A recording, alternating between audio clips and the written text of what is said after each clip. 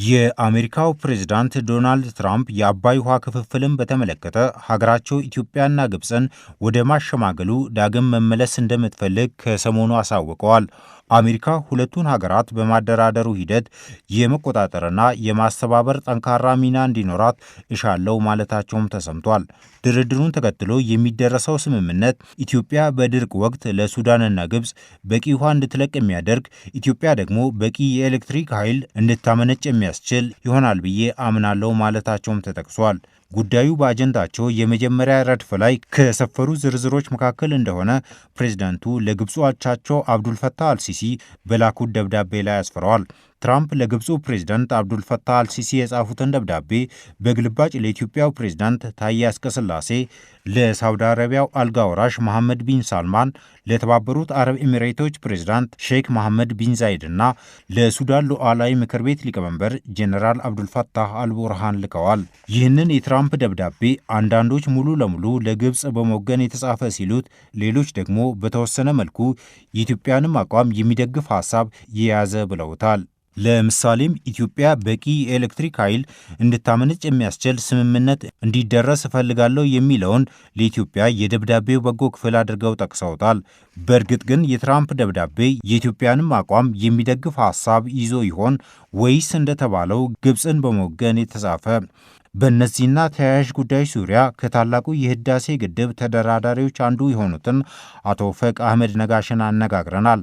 አቶ ፈቅ እንደሚሉት ደብዳቤው ምንም ለኢትዮጵያ የወገነ ሐሳብ የያዘ አይደለም። በቅርቡም የግብፁ ፕሬዚደንት ወደ ዋሽንግተን ሄደው ነበረ። አንዱ ያነሱት ጉዳይ የታላቁ ኢትዮጵያ ህዳሴ ግድብን በተመለከተ አሜሪካ እንድታሸማግላቸው ነው የፈለጉት። እሱን ተከትሎ ነው እንግዲህ ፕሬዚደንቱ ደብዳቤ የጻፉት። ዳቮስ የዓለም ኢኮኖሚ ፎረም ሲካሄድ ሁለቱም መሪዎች ተገናኝተዋል። እንደገና እዛ ንግግር ላይ እንደውም መገንባት አልነበረበትም፣ በአሜሪካ ገንዘብ የተገነባው በድጋሚ ብለዋል እና ኢትዮጵያ ኃይል ታመንጭ ብለዋል። ከዚሁ ግድብ ነው ያሉት፣ ስለሌላ ነገር ያሉት የለም። ኃይሉም ነፃ ወይንም በሽያጭ ለግብጽ ታቀርብ ነው ያሉ። ስለዚህ አዎንታዊ ነው የሚባል ምንም ነገር የለውም። የውሃ ክፍፍል መካሄድ አለበትም የሚል ነገር አንዱ ጋር አንስተዋል። እንግዲህ ከነዚህ ጭብጦች ስንነሳ 2019 ተጀምሮ 2020 ላይ ኢትዮጵያ ለቃ የወጣችው አሜሪካ ያረቀቀችው ስምምነት እሱ እንዲፈረም ይፈልጋሉ። ፕሬዚደንቱም ንግግር ከዛ የራቀ አይደለም። እዛ ስምምነት ላይ በአብዛኛው የተቀመጠው በተከታታይ ድርቅ ጊዜ ወይም ኢትዮጵያ መልቀቅ ያለባትን የውሃ መጠን በቁጥር ያስቀመጠ ስምምነት ስለሆነ ይህንን ነው በተደጋጋሚ ይፈረምልን ስለ የነበሩት። አሁንም ያው ስምምነት እንዲፈረም እንግዲህ በአሜሪካ በኩል ያለው ፍላጎት። ትራምፕ በደብዳቤያቸው በማደራደሩ ሂደት አሜሪካ የመቆጣጠርና የማስተባበር ጠንካራ ሚና እንዲኖራት እሻለው ሲሉ ጽፈዋል። አነጋገሩ ከ5 ዓመት በፊት አሜሪካኖቹ ያረቀቁትን የስምምነት ሐሳብ ኢትዮጵያ እንድትቀበል ግፊት ለማሳደር የተካተተ ነው ብለው እንደሚያምኑ አቶ ፈቅ ተናግረዋል። የግብጾችን ምክረ ሐሳብ እንዳለበት እገምታለሁ ብለውናል። እንግዲህ ይህም የግብጽ ምክር ይመስለኛል። በእነሱ እምነት አሜሪካ ይህን ጉዳይ ኢትዮጵያን እጅ ጠምዝዛ ታስፈርማለች የሚል እምነት አላቸው። ኢትዮጵያ ግን ከፈረመች በኋላ ትግበራው ላይ ወደኋላ ልትል ትችላለች የሚል ፍራቻ ስላላቸው አሜሪካ ጉዳዩን ተከታትላ እንድታስፈጽምላቸው በስምምነቱ ውስጥ የተካተቱትን በግልጽም በድብቅም የተቀመጡ ነገሮችን እንድትከታተልላቸው ይፈልጋሉ። ምክንያቱም እነሱ በራሳቸው በኩል የሚያደርጉት ነገር ብዙም ስለሌለ ኢትዮጵያ አልፈጽምም ብትል ከተስማማች በኋላ አሜሪካ ከመጨረሻ ድረስ አብራ እንድትቆይም ፍላጎት ያላቸው ይመስለኛል። ኢትዮጵያ የትራምፕን ሐሳብ ባትቀበል ምን ሊከተል ይችላል የሚለው የብዙዎች ጥያቄ ሆኗል። እኛም ጥያቄውን ለአቶ ፈቅ አህመድ ነጋሽ አቅርበናል። እንግዲህ ይህን ጥያቄ ያነሳ አሜሪካ መንግስት ነው። አሜሪካ መንግስት በአሁኑ ጊዜ ያው ሀያል መንግስት ነው በሁሉም ነገር። አሜሪካ ብቻ ሳይሆን ደግሞ የሚመሩት ፕሬዚደንት ትራምፕ ናቸው። እሳቸው ደግሞ ይህን ተቀበል፣ ካልተቀበልክ ይከተላል የሚል ቅድመ ሁኔታ ነው የሚያስቀምጡት። ስለዚህ ወዲያው አንቀበልም ሲባል አንድም ወደ ማዕቀብ የሚሄድበት ሁኔታ ነው ያለው። እንግዲህ አሜሪካ የምታደርስብን ማዕቀብ ምን ተጽዕኖ ያመጣል የሚለውን ያ በደንብ ትንታኔ ይፈልጋል። ሌላኛው ወደ ሌላም ጉዳይ መሄድ ይችላል። ምናልባት አይተን ከሆነ በየቦታው የኃይል እርምጃ ወስዳሉ የሚሉት ነገር አለ።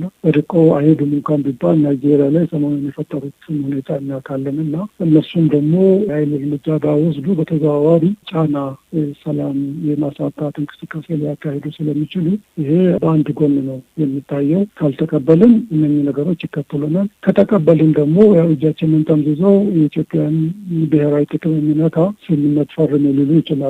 ስለዚህ ስልታዊ ትንተና ያስፈልገዋል። ይሄ ነገር ብልጠት ላይ በጥበብ ላይ በተመሰረተ ሁኔታ የስጋት ትንተናዎች መካሄድ መቻል አለባቸው።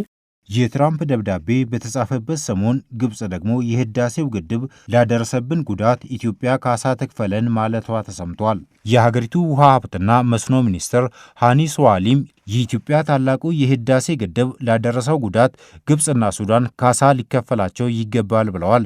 የግድቡ መሰራት በግብጽ ላይ የፈጠረው ተጽዕኖ እየታየ ነው ያሉት ሚኒስትሩ ሀገራቸው ከአባይ ውሃ ላይ የነበራት 55 ቢሊዮን ኪቢክ ውሃ ወደ 38 ቢሊዮን መቀነሱን ተናግረዋል። የትራምፕ ደብዳቤ እንዲህ አይነት ጥያቄ በግብጽ በኩል እንዲቀርብ አነሳስቶ ይሆን ወይ ስንልም አቶ ፈቅ አህመድን ጠይቀናቸዋል።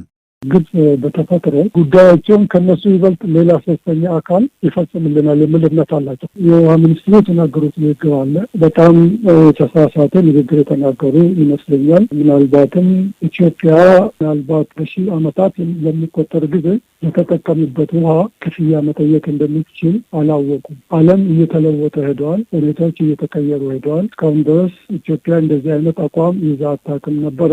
የእነሱ ንግግር ግን ኢትዮጵያ ምናልባት አቋሟን ተመልሳ እንድታይ እና ከኢትዮጵያ ወደዛ የሚሄደውን ውሃ ክፍያ የሚጠይቅበት ጊዜ እየቀረበ የመጣ ይመስለኛል። ይህ ነገር በአብዛኛው አልተለመደም ተብሎ ነው የሚታወቀው። በቅርቡ ግን የክፍያ ጉዳይ ተጀምሯል። የተጀመረውም እዛው አካባቢ ነው።